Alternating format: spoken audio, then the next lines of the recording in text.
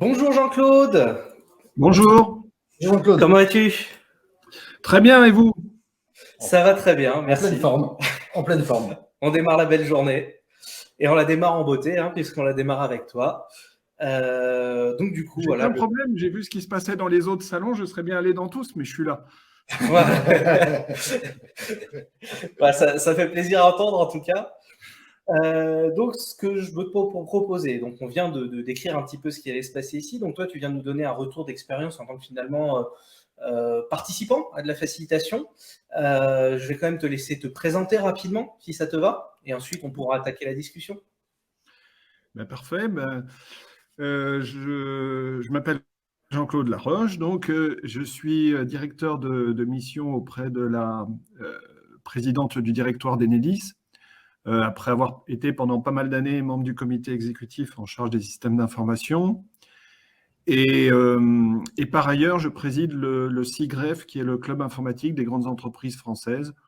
Grosso modo, les 150 plus grosses entreprises, CAC 40, SBF 120 et puis grandes administrations publiques aussi en sont membres.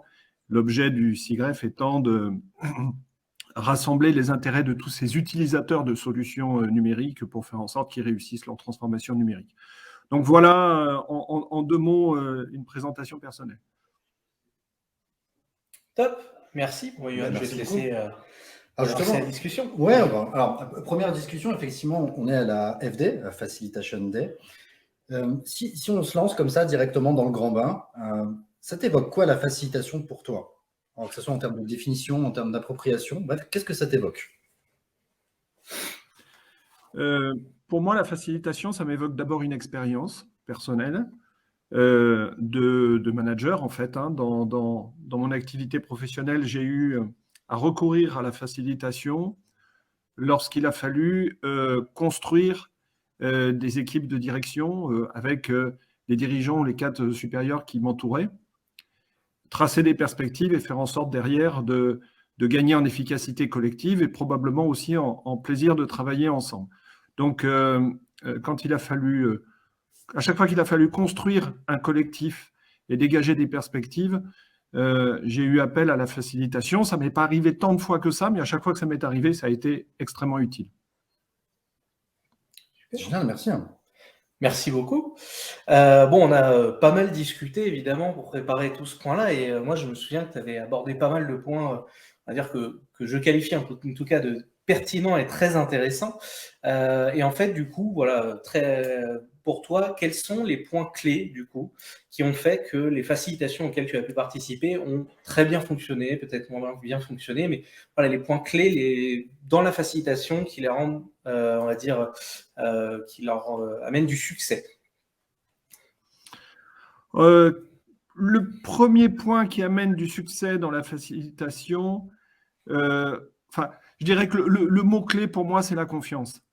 Alors, confiance d'abord dans le facilitateur et dans le fait, le ou les facilitateurs, c'est-à-dire dans le fait qu'ils sont dans un environnement, y compris la société dans laquelle ils travaillent, etc., dans laquelle on puisse avoir confiance, pour laquelle on sente que leur objectif, c'est bien de faire en sorte de faire grandir finalement leurs clients et les personnes qu'ils viennent animer.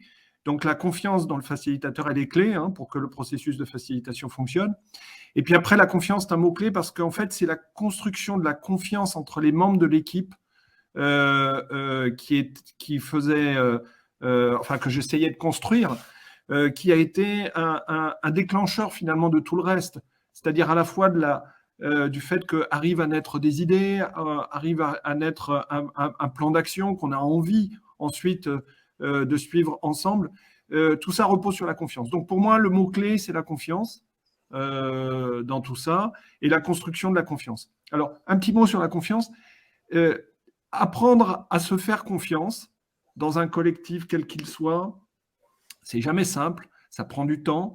Les méthodes que peuvent apporter les facilitateurs dans le processus sont clés, parce que moi je me souviens en particulier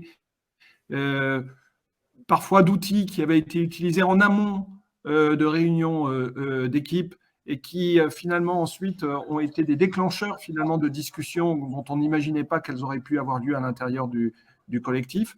Donc construire la confiance, ça nécessite un certain professionnalisme, c'est celui qu'on attend du facilitateur, mais ça prend du temps. Par contre, casser la confiance, ça se fait très vite. La défiance se construit très vite dans un collectif. Donc, en fait, on voit bien que c'est un processus dans lequel on apprend les uns et les autres à s'apprivoiser, mais pas seulement pour apprendre à vivre ensemble, aussi pour faire quelque chose ensemble, quand on est dans le cadre d'une entreprise.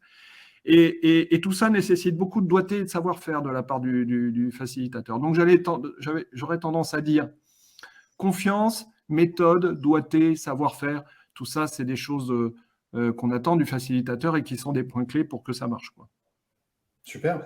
Et toi, d'un point de vue de participant, justement, à ces sessions de facilitation, la confiance, comment ça se caractérisait ou comment ça se matérialisait dans le collectif?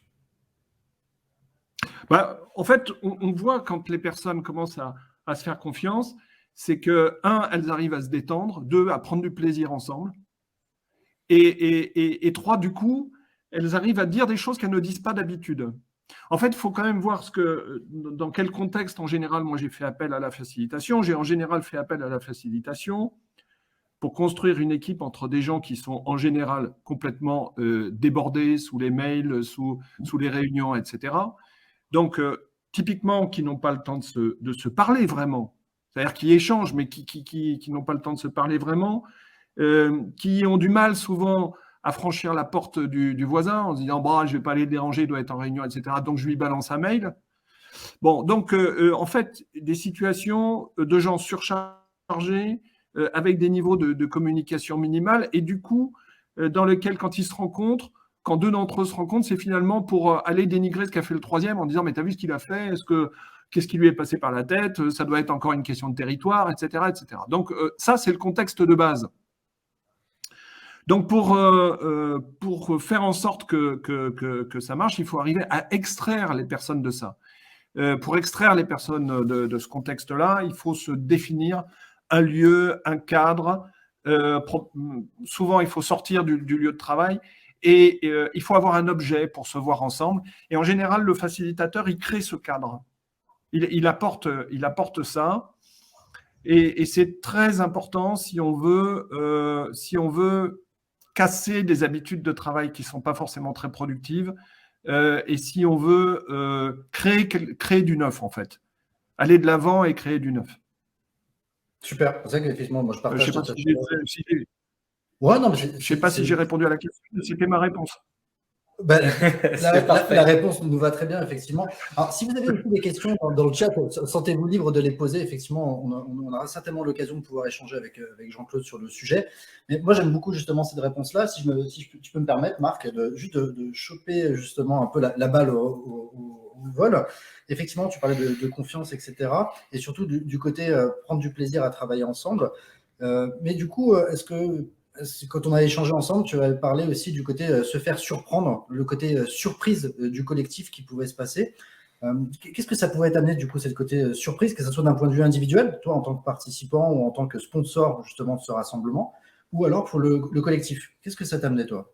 En fait, il faut quand même avoir en tête que on est dans une entreprise, moi je parle surtout de l'entreprise, c'est ce que je connais.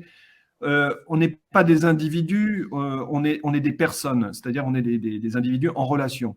Personne, finalement, quand on regarde l'étymologie du mot, ça vient du latin persona, c'était le masque de théâtre qu'on portait avec un porte-voix. Donc en fait, dans l'entreprise, on est en relation, mais on a tous des masques.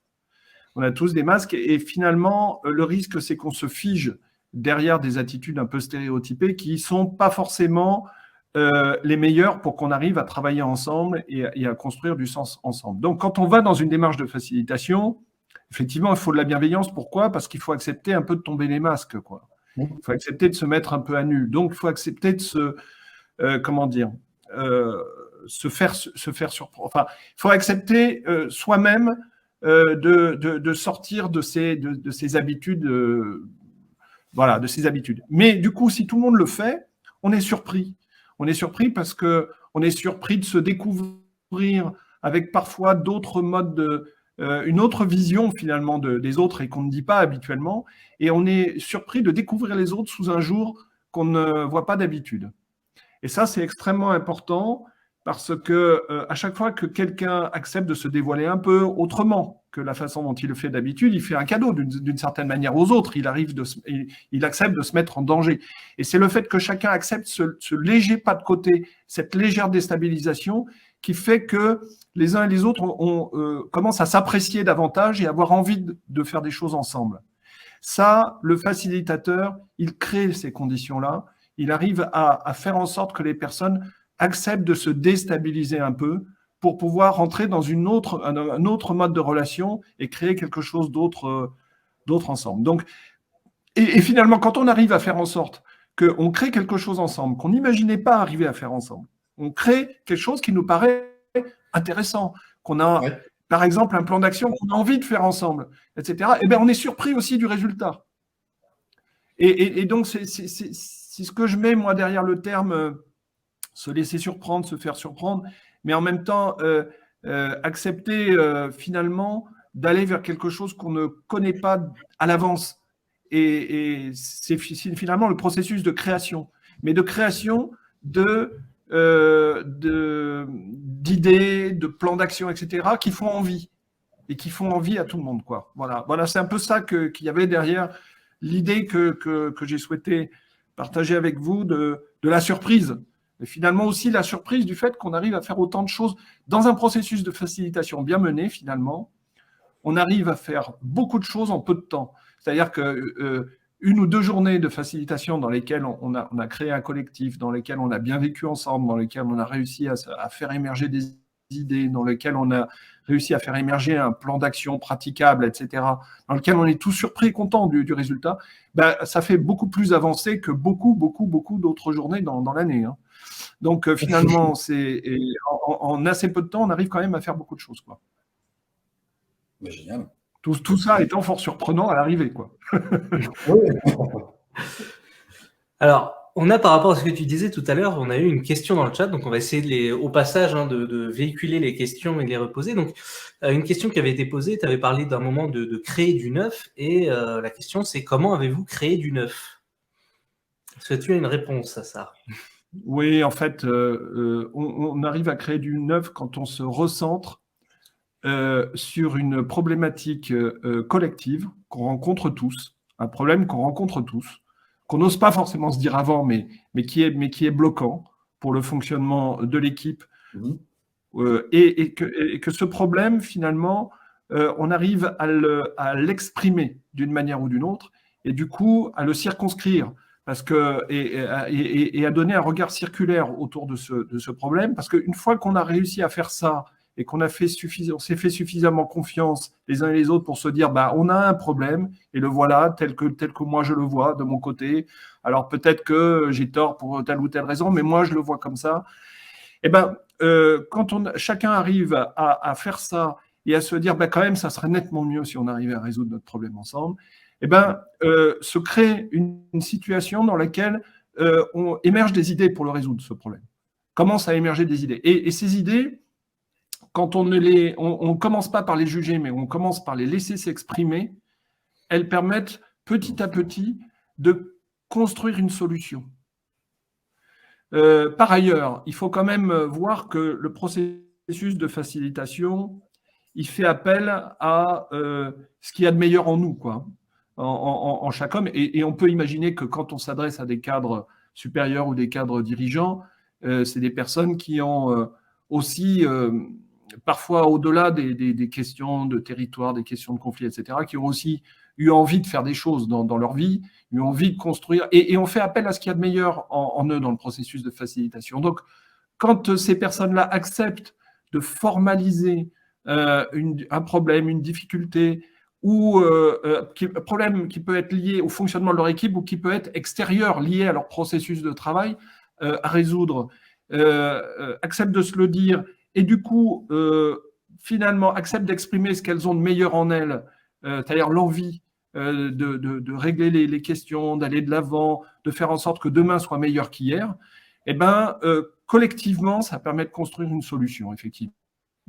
Mais Et ça fait partie, de mon point de vue, hein, intégrante d'un processus de création, de création d'une voie, de solution, de résolution de problèmes, etc. Voilà.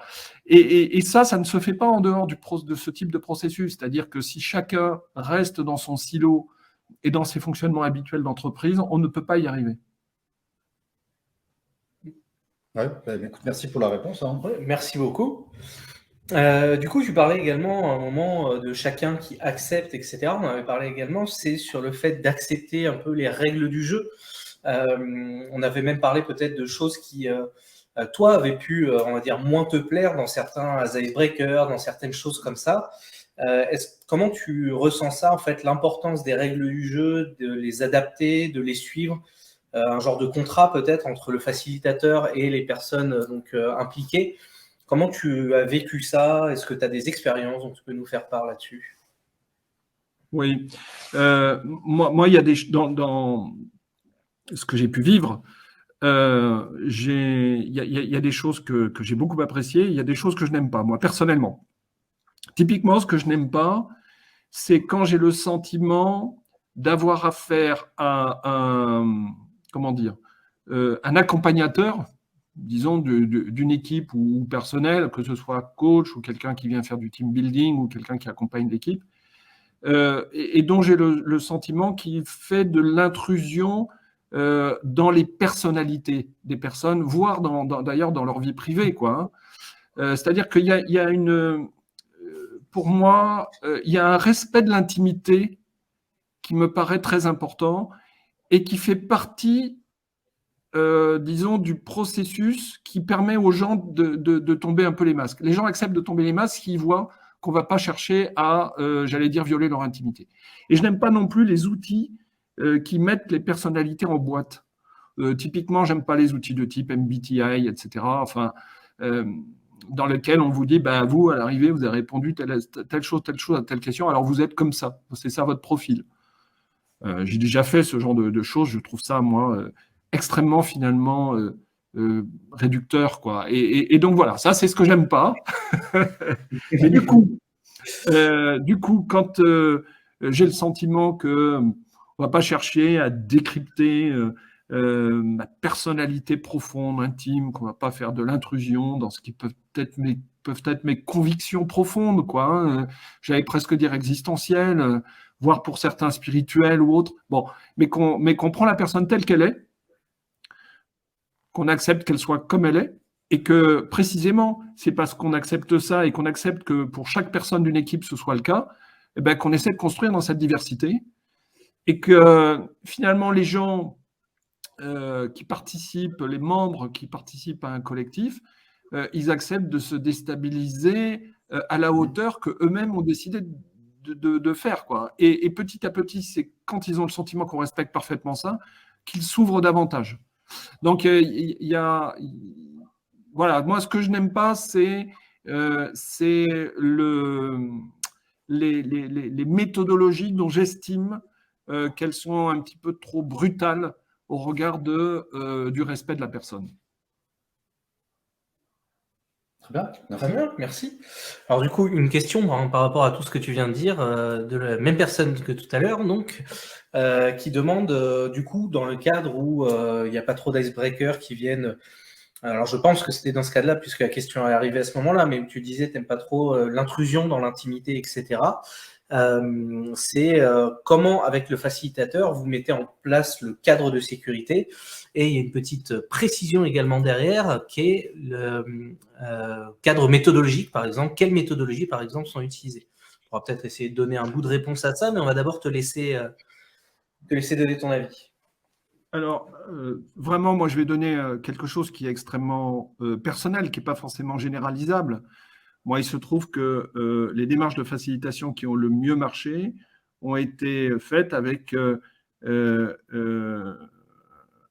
une personne que j'ai pris le temps de connaître personnellement, y compris d'ailleurs au bout d'un certain nombre de fois, on s'est rencontrés, on se connaissait et tout.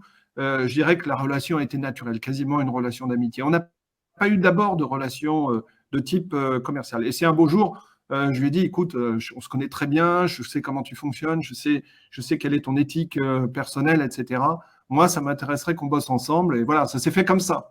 Mais il y a eu au préalable un temps pour qu'on se connaisse mutuellement et qu'on s'apprécie mutuellement et qu'on discute de sujets un peu de fond ensemble.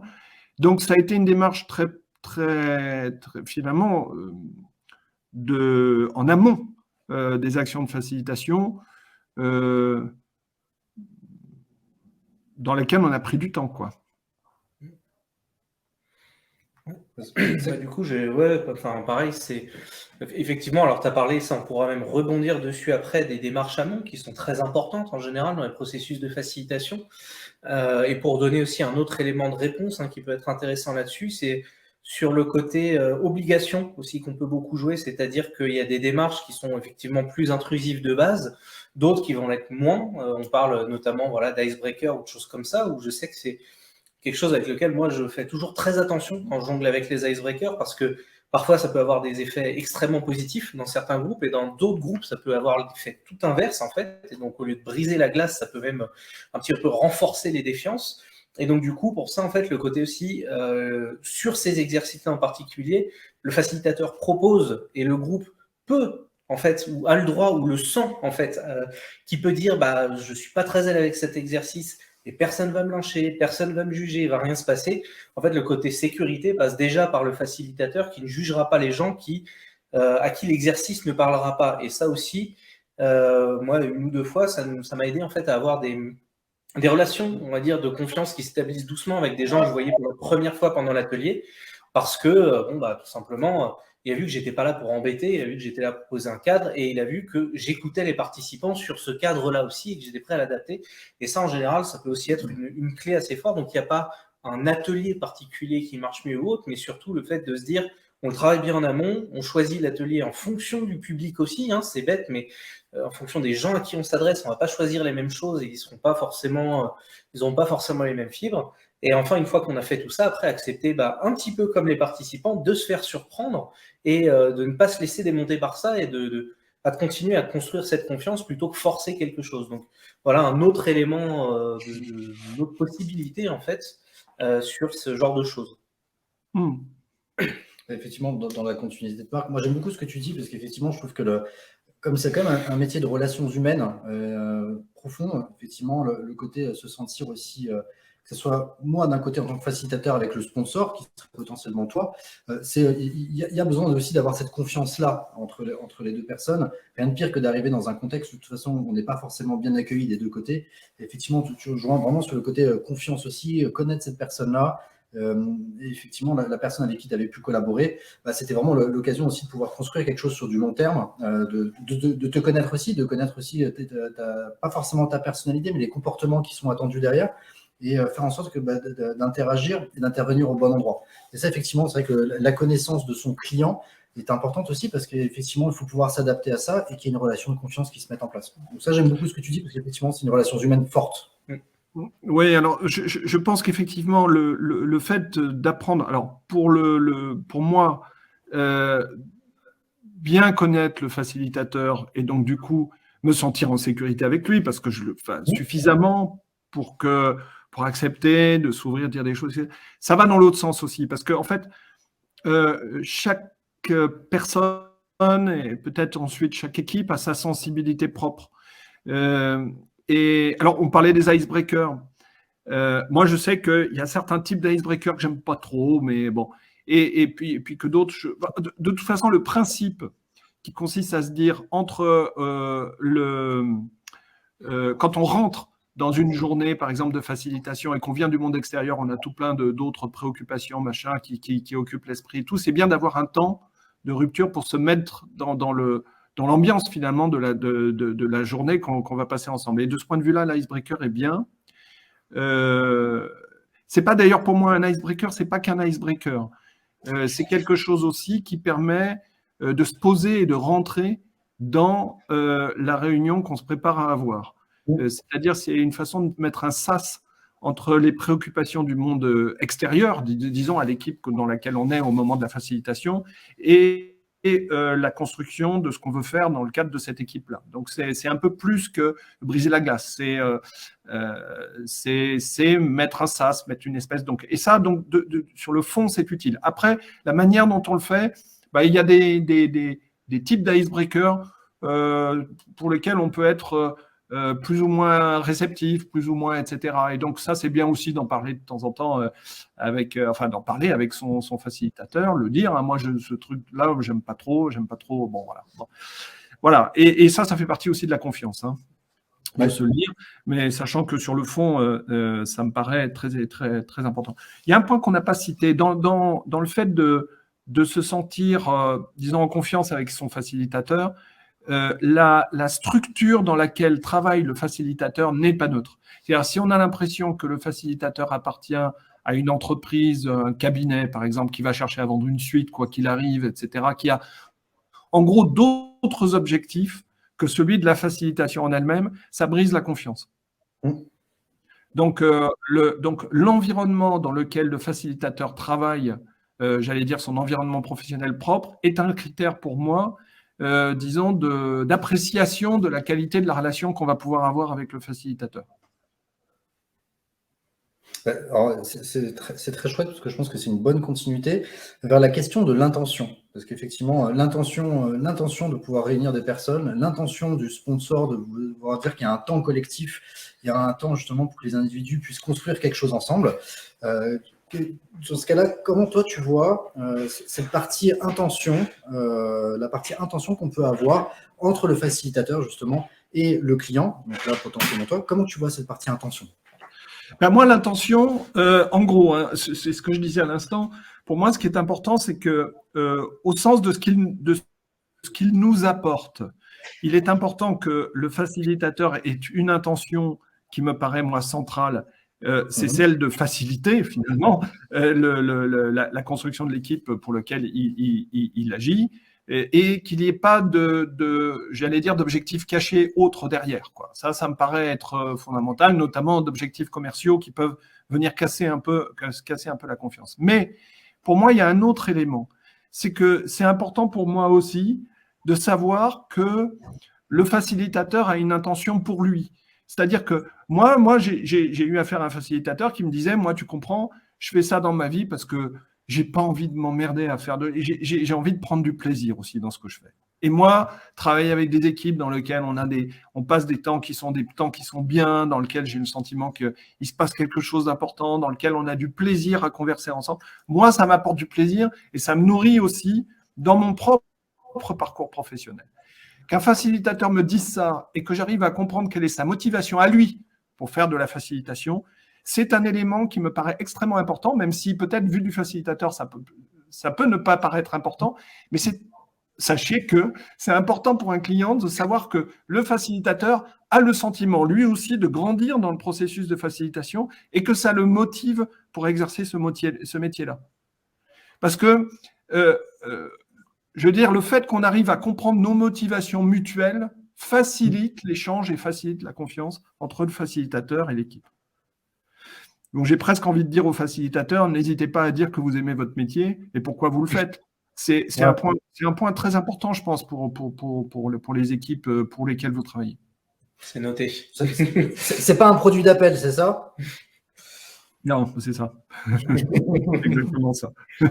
Voilà le contrat, c'est parti, on y va. Non, c'est ça. Non, mais génial. Je ne sais pas si je suis clair pour les participants, mais moi, je dis les choses telles que je les ai vécues là.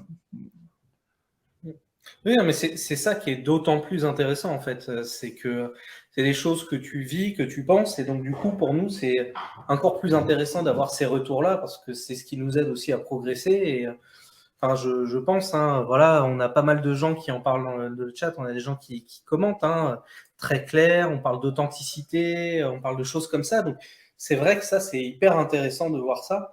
Une phrase, hein, qu'on avait eue quand on avait échangé et qui est beaucoup dit par mon père notamment, hein, qui est de dire en fait finalement sur le facilitateur entre la manipulation et la facilitation, c'est beaucoup l'intention qui compte. C'est-à-dire qu'on va toujours essayer de manipuler entre guillemets un groupe pour qu'il apporte le meilleur résultat. Mais ce qui fait que c'est de la facilitation, c'est qu'on a l'intention, en fait, pas d'amener le groupe vers une solution toute faite, pas de préparer une solution avec quelqu'un pour amener le groupe à dire ce truc-là derrière, mais bien construire réellement avec le groupe, finalement être partie prenante à notre manière du résultat qu'ils vont produire, avoir la fierté du résultat que le groupe a produit, même si c'est pas le nôtre.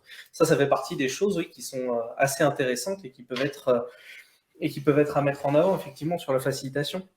Ouais. Si je peux me permettre, il y a un élément qu'on n'a pas abordé là, qui est toujours plus délicat, mais qui, de mon point de vue, est quand même très présent. C'est que je pense que arriver à rentrer dans un processus créatif et dans un processus dans lequel la qualité de la relation, disons, s'améliore dans une équipe, ça passe par le corps. Ça passe par le corps. Alors c'est toujours délicat parce qu'encore une fois, on peut se dire qu'on sort du cadre quand on dit ça, etc. Mais en fait, je vais l'exprimer avec des mots très simples qui sont la façon dont je le ressens. En fait, très souvent, je remarque que quand ça grippe dans les équipes que j'ai eu à diriger, moi, c'est qu'il y a des personnes qui ont le sentiment, là où elles sont, d'étouffer. Ça a un peu en relation avec le corps. Hein. Et en fait, c'est la facilitation apporte un espace de respiration. Un espace de respiration. Et c'est très important pour arriver à sortir du stress. Parce qu'en fait, quand les gens étouffent à un endroit donné ou ne sont pas bien pour une raison X ou Y, elles se tendent. Ça crée du stress, ça peut créer des problèmes physiques, hein, y compris des problèmes de dos, des problèmes, etc. Et donc, il y a un moment où c'est bien de se poser pour respirer, pour se détendre. Et c'est pour ça que pour moi, j'associe beaucoup les travaux de facilitation tels que j'ai pu les vivre à des espaces où on retrouve de l'oxygène, d'une certaine manière, où on se réoxygène le corps et l'esprit, les deux. C'est pour ça que ça me paraît important de sortir un peu du lieu de travail pour le faire. Et tout ça, ça a un rapport avec la respiration, ça a un rapport avec le corps, ça a un rapport avec le stress, ça a un rapport avec la tension dans laquelle on peut être dans l'environnement de travail quotidien et à la nécessité d'arriver à se détendre, quoi. Enfin, d'arriver à... Bon. Ça, les gens ne se le disent jamais comme ça.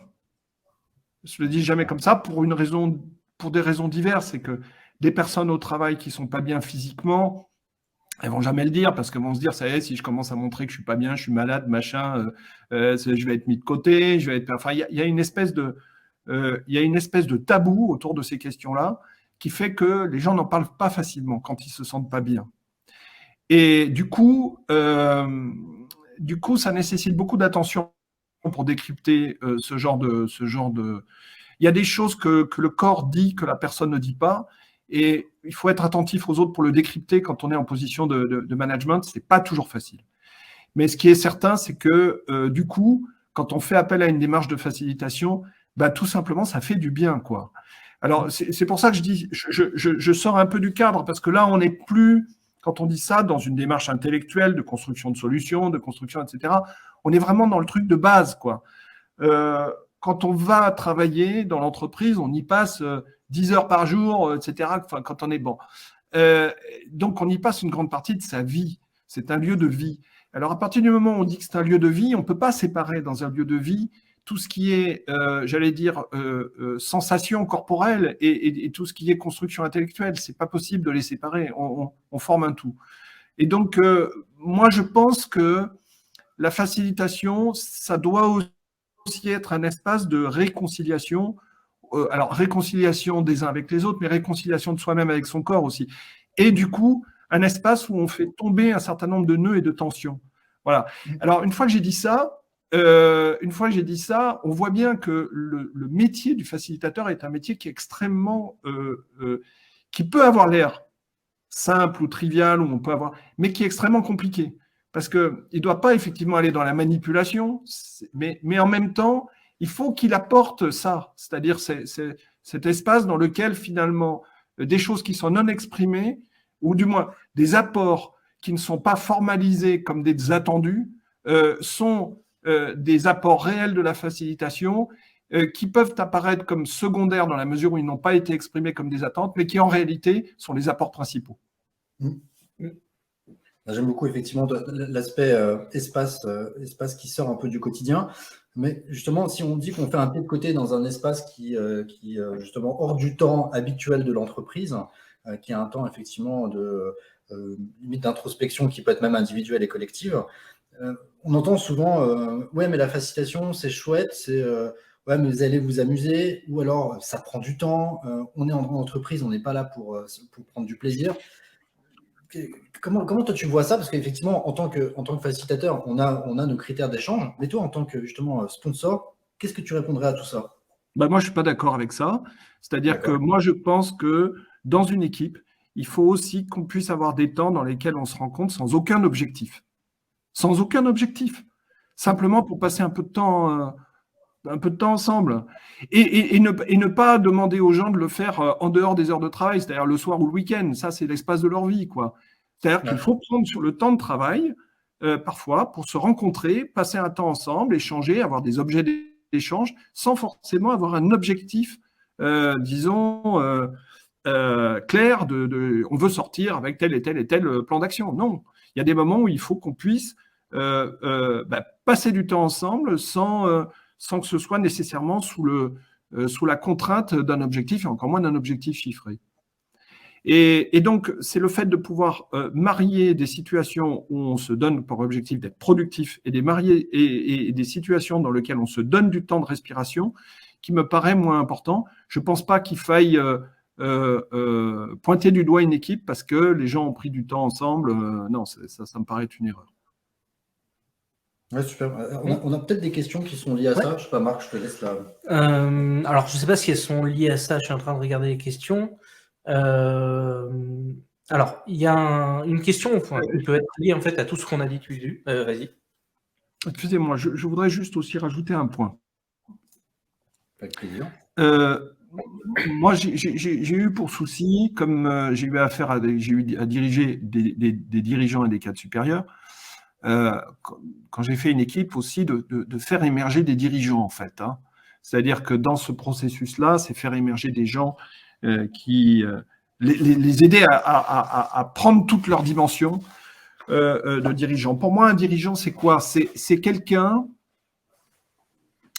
qui sait s'entourer, qui sait faire en sorte que les personnes autour de lui apportent à un collectif, qui est un des membres d'ailleurs du collectif, qui a pour souci de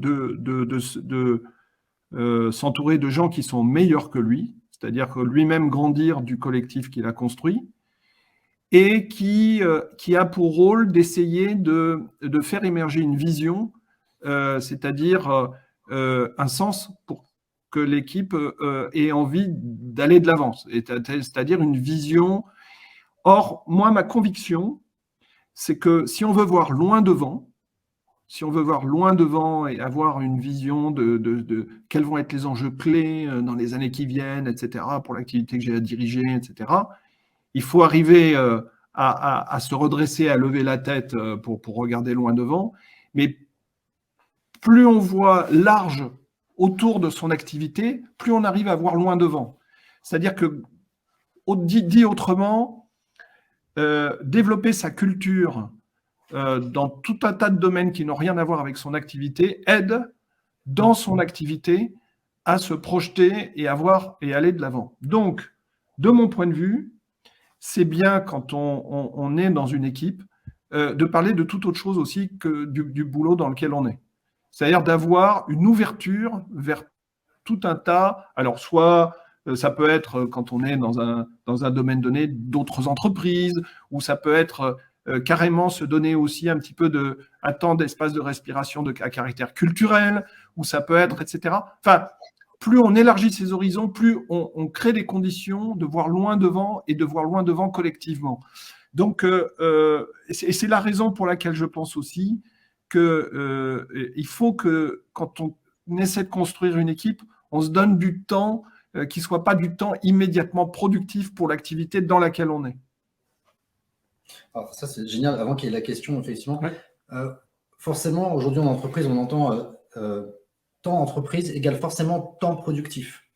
Et par rapport à ce que tu dis, j'ai l'impression qu'il y a un temps de performance au sens large du terme. C'est-à-dire qu'on peut, de temps en temps, si on a un pneu qui est crevé, on va s'arrêter, ou alors on va tout simplement s'arrêter pour respirer, pour essayer de voir un peu plus loin. C'est un peu effectivement ce que tu dis. Quelle différence tu verrais entre la productivité et la performance du coup collective?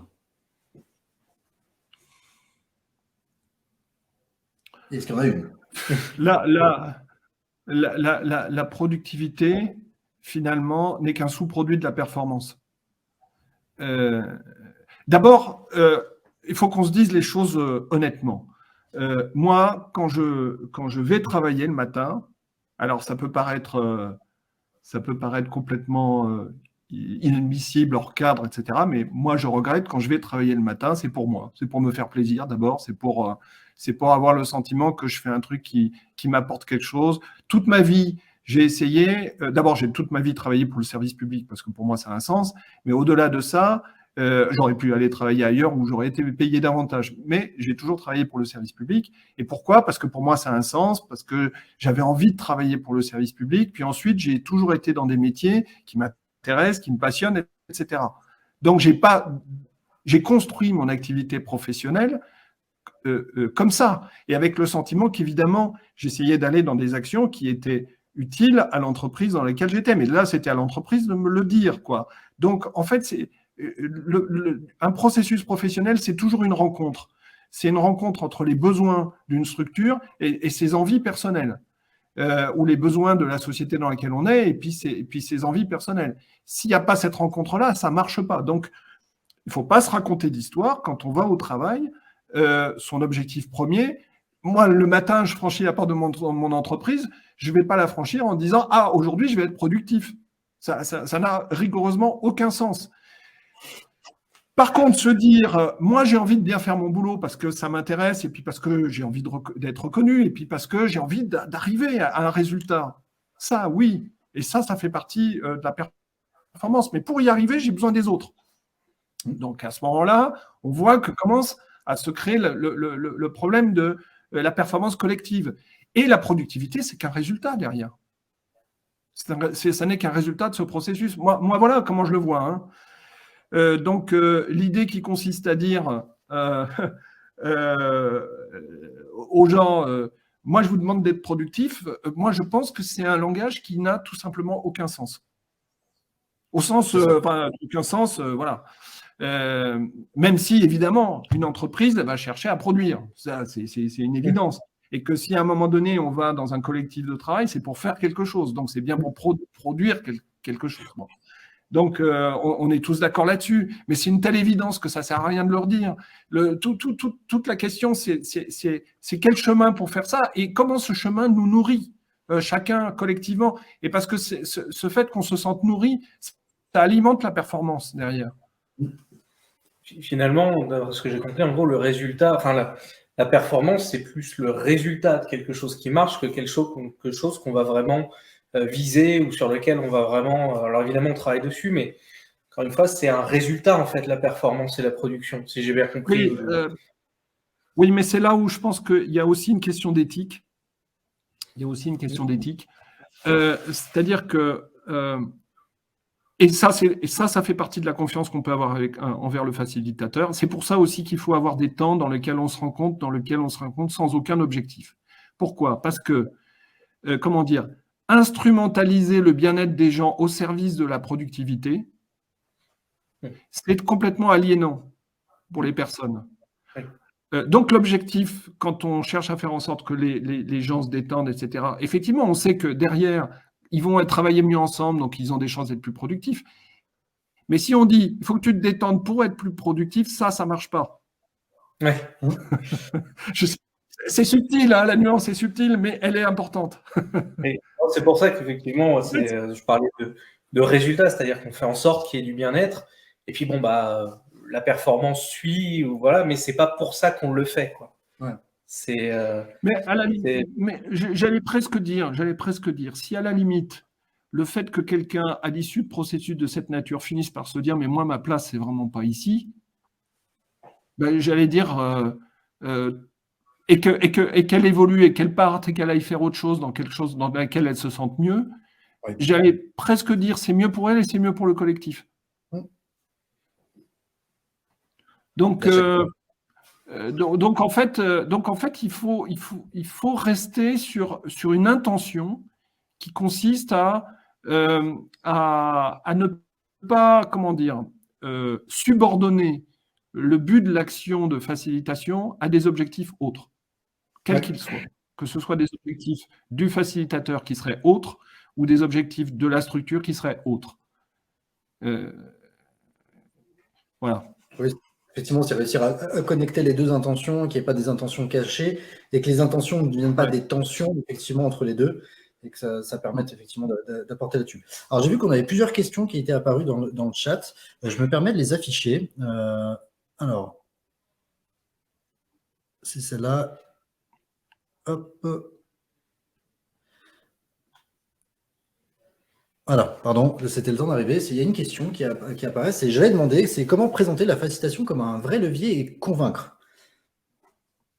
Alors bon, moi, j'ai jamais eu besoin de convaincre mes chefs du fait que j'allais entamer une démarche de facilitation, parce que j'ai toujours été dans des responsabilités où c'était de ma responsabilité. Et puis voilà, donc j'ai pas eu à justifier le fait que je faisais appel à une démarche de facilitation. En revanche, le vrai sujet pour moi, ça a été de dire à mon équipe qu'on allait faire ça, ou du moins, c'est de créer l'envie à l'intérieur de l'équipe de le faire. Parce que si effectivement, et là, ça rejoint le même problème, il y a le même problème en gros entre l'équipe et son chef qu'entre l'équipe et le facilitateur. C'est-à-dire, si l'équipe sent que le chef, derrière une démarche de facilitation, a un agenda autre que celui de la rencontre qu'il prévoit, par exemple, si des gens se disent il fait ça pour mieux nous connaître individuellement, puis éventuellement derrière, pour que ça nous retombe sur le nez, parce qu'on aura dit ci ou ça en réunion, etc., ça ne va pas marcher. Donc, aussi en préalable à une démarche de facilitation, j'allais dire, le manager de l'équipe a à créer la confiance avec sa propre équipe. Et ça, c'est aussi un levier. Donc, en fait, moi, quand la question, là, comment présenter la facilitation comme un vrai levier et convaincre, moi, je l'ai vécu avec mon équipe. Et plus avec mon équipe qu'avec mes chefs, quoi, en fait. C'est-à-dire comment arriver à faire comprendre. Et en fait, là-dessus, une des clés, me semble-t-il, c'est l'authenticité qu'on peut avoir en tant que manager. C'est-à-dire que quand on dit des choses, que les personnes sachent que ce qu'on dit, c'est pas autre chose derrière, quoi, qu'on n'a pas une arrière-pensée. C'est-à-dire c'est une façon d'établir une vraie communication avec son équipe. Et je pense que c'est ce qui fait que certaines démarches de facilitation aussi, même malgré la qualité du facilitateur, peuvent avoir des difficultés à fonctionner. C'est que s'il y a une défiance vis-à-vis du manager, entre l'équipe et le manager, ça va quand même être compliqué. Donc, en fait, pour répondre à la question, je vais répondre un peu différemment pour dire, pour moi, j'ai jamais eu à présenter la facilitation comme un vrai levier à convaincre mon équipe. Par contre, j'ai eu à créer une qualité de relation avec mon équipe telle qu'ensuite, quand j'ai lancé une démarche de facilitation, je n'ai pas eu besoin de convaincre. Super. Alors, nous, il reste 10 minutes. Voilà, on surveille le temps, c'est important. Si vous avez des questions, effectivement, dans le chat, n'hésitez pas. C'est au contraire, faites-vous plaisir. Il y a beaucoup de messages de remerciements, d'inspiration, effectivement, qui sont partagés. Je trouve qu'effectivement, ça peut faire du bien. Ça fait du bien de vous entendre en toute simplicité. Mais merci à vous, hein, c'est gentil. Mais effectivement, si on parle de simplicité, de facilitation, est-ce que c'est des mots qui sont proches ou pas? J'en sais rien. Chacun y fera la connexion s'il veut.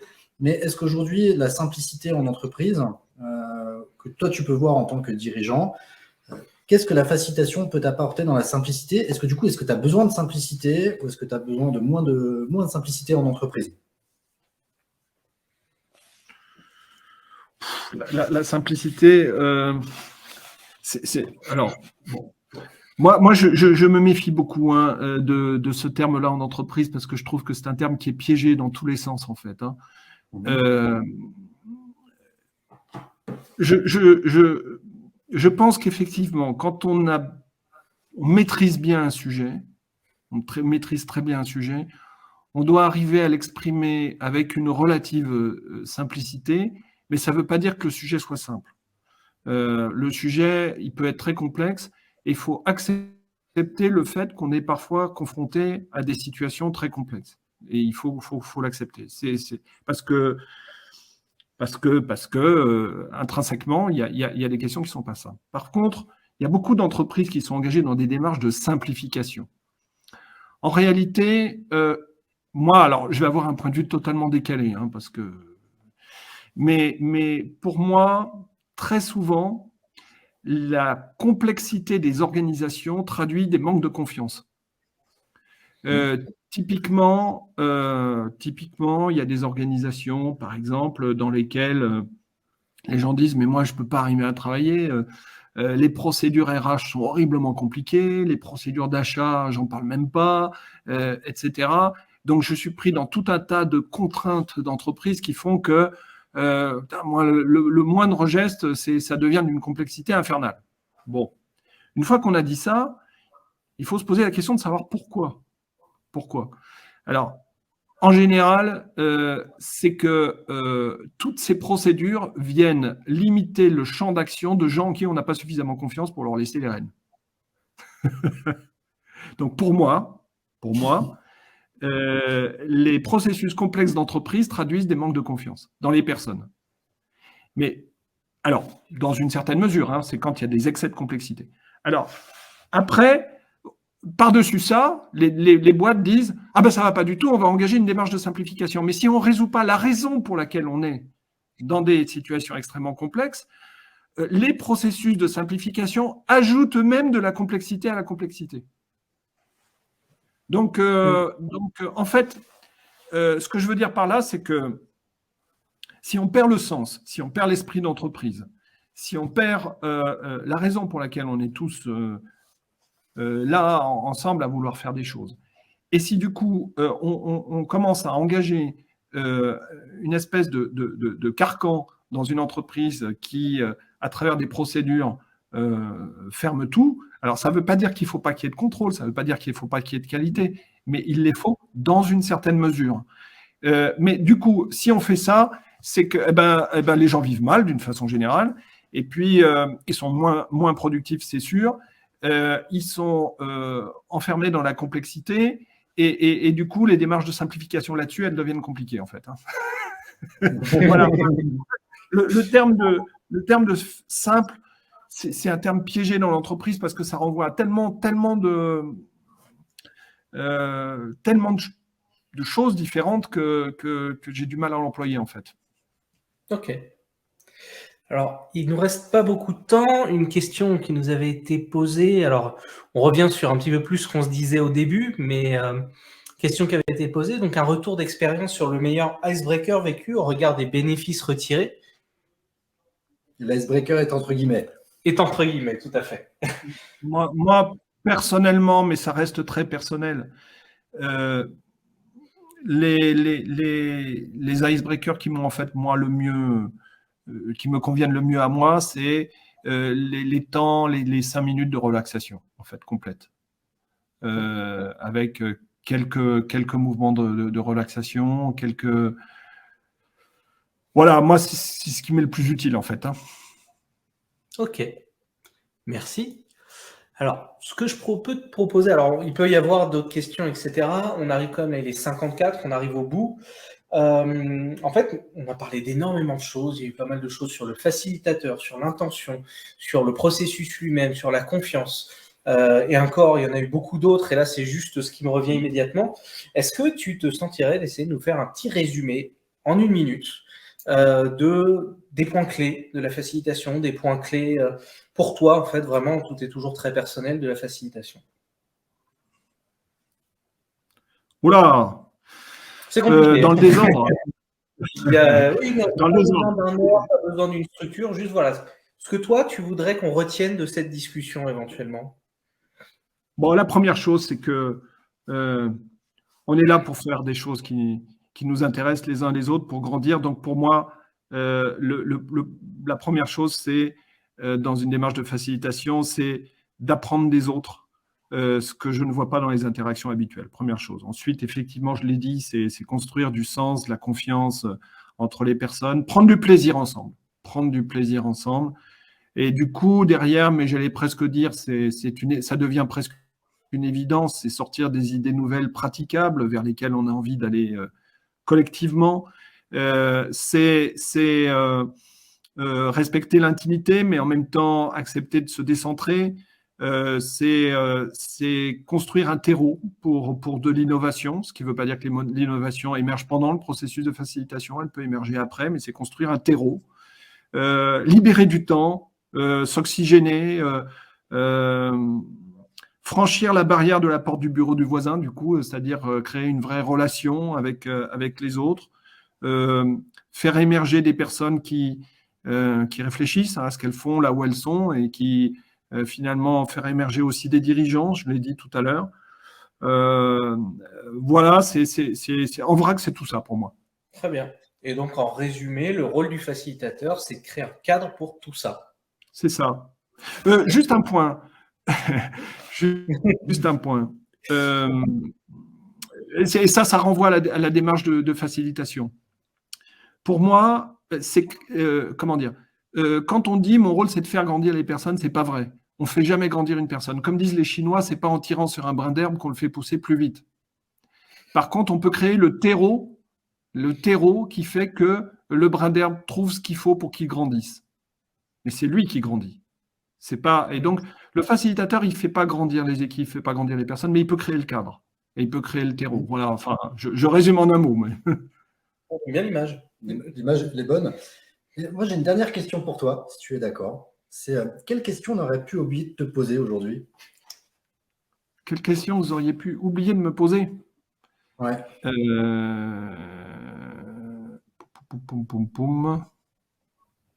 je vois pas.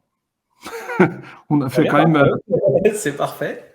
On a fait quand même un tour assez large hein, de la question. Complètement. C'était hyper intéressant. Merci beaucoup à toi. Donc, je vous laisse dans le chat. Merci à vous. Je vous laisse le remercier chaleureusement. On va essayer d'afficher les messages. Si, peut-être la question que vous ne m'avez pas posée. La question que vous ne m'avez pas posée, c'est est-ce qu'on est vraiment utile, nous, facilitateurs? Parce que est-ce que tout ça pourrait se faire sans nous? Est-ce que tout ça pourrait se faire sans nous? Et en fait, c'est la même question que celle tout à l'heure du levier pour convaincre, là. Il y a des personnes qui peuvent penser qu'un facilitateur, soit c'est quelqu'un qui fait trop d'intrusions, machin, soit c'est quelqu'un qui ne sert à rien. En fait, comment dire, ce qui fait que vous êtes utile et irremplaçable, c'est la justesse de votre position et finalement, du coup, vous êtes un catalyseur pour une réaction chimique, quoi. Il y a des réactions chimiques sans catalyseur, elles ne peuvent pas avoir lieu. Et en fait, le rôle du facilitateur, c'est ça aussi pour moi. Super. Merci beaucoup pour ce retour. Merci beaucoup. Le mot catalyseur, en plus, me plaît beaucoup. J'utilise à l'occasion, donc il va très bien. Donc voilà un petit peu les retours des gens sur ton intervention. Tu peux les lire directement sur l'écran. Donc voilà, merci pour ce retour très riche. Merci à vous tous. Ouais. Jean-Claude, un grand merci en tout cas pour le temps que tu nous as accordé, parce qu'effectivement, le temps est précieux, j'imagine. Mais voilà, moi j'ai passé en tout cas à titre personnel beaucoup de plaisir à t'écouter et à t'entendre ton retour d'expérience. J'ai l'impression aussi que sur le chat, c'est pareil. Marc, je te laisse le mot de la fin. Il reste 30 secondes. Très bien, le mot de la fin sera très rapide puisque c'est un qu'on a dit beaucoup. Merci beaucoup pour ton temps, c'était vraiment très riche. Et voilà, on peut te laisser tranquille, on peut te laisser aller vaquer à tes occupations. Un grand plaisir de t'avoir rencontré, d'avoir pu avoir cet échange avec toi. Merci à vous tous. J'ai vu qu'une personne demandait si je voulais intervenir dans son établissement. Sur le principe, oui, moi je suis ouvert. Le seul problème que j'ai, c'est que je ne vous le cache pas, j'ai un emploi du temps qui est quand même très, très, très, très chargé. Du coup, pour une prise de contact éventuelle, comment pourrait faire la personne? Il passe par nous? On fait comme ça? Oui, il passe par vous. Très bien. Merci beaucoup. Merci beaucoup. Très bonne journée à toi, Jean-Claude. Très belle journée à toi. À bientôt. À bientôt. Bonne journée à vous. Bonne journée à toi aussi.